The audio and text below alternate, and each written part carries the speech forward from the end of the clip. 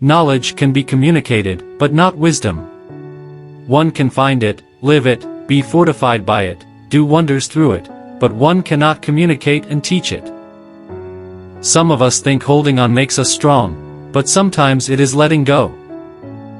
Wisdom is nothing but a preparation of the soul, a capacity, a secret art of thinking, feeling and breathing thoughts of unity at every moment of life.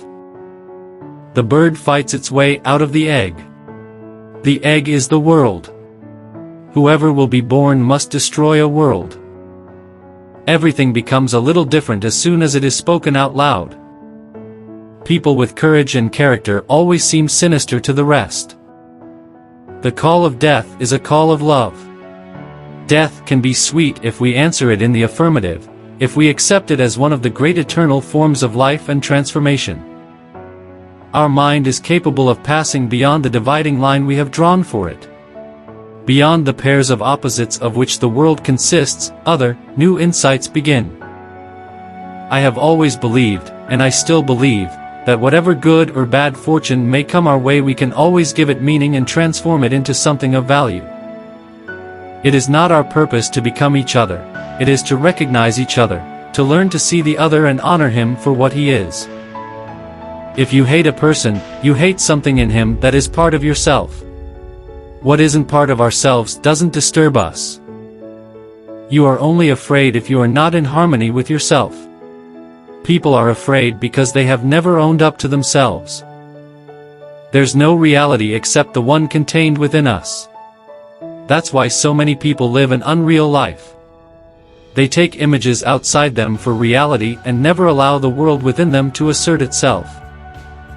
If a man has nothing to eat, fasting is the most intelligent thing he can do. Only the ideas that we really live have any value.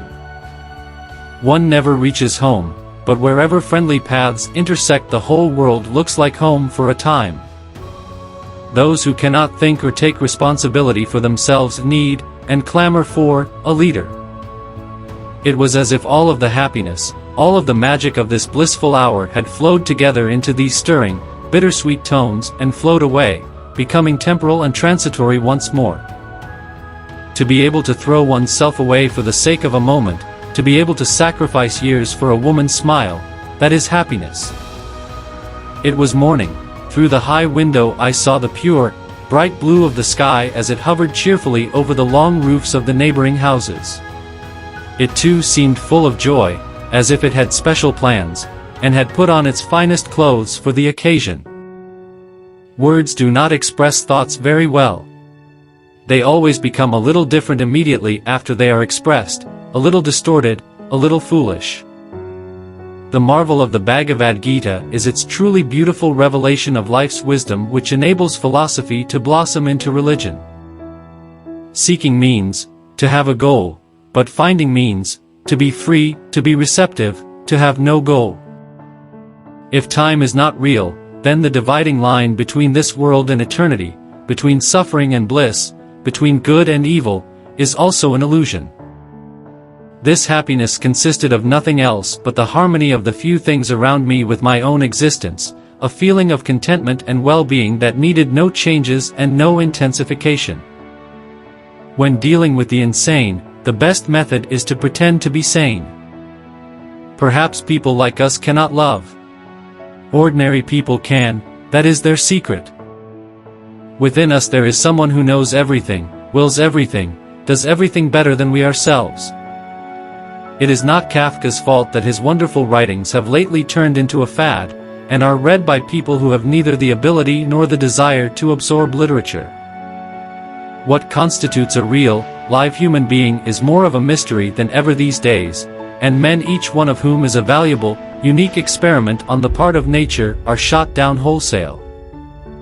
Every man is more than just himself, he also represents the unique, the very special and always significant and remarkable point at which the world's phenomena intersect, only once in this way, and never again. The world is not imperfect or slowly evolving along a path to perfection. No, it is perfect at every moment, every sin already carries grace in it. But your questions, which are unanswerable without exception, all spring from the same erroneous thinking. when trying to remember my share in the glow of the eternal present, in the smile of God, I return to my childhood, too, for that is where the most significant discoveries turn up.